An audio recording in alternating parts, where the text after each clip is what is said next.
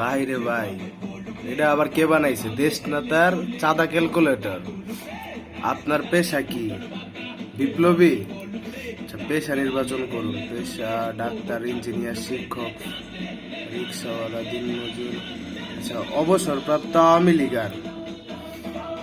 আর মাসিক আয় কত? মাসিক আয় কতই হবো? 20,000। আচ্ছা, হিসাব দেখুন। হিসাব লেখছে, আপনি তো আমাদের পুরনো সহযোদ্ধা, প্রিয় অভিজ্ঞ নেতা।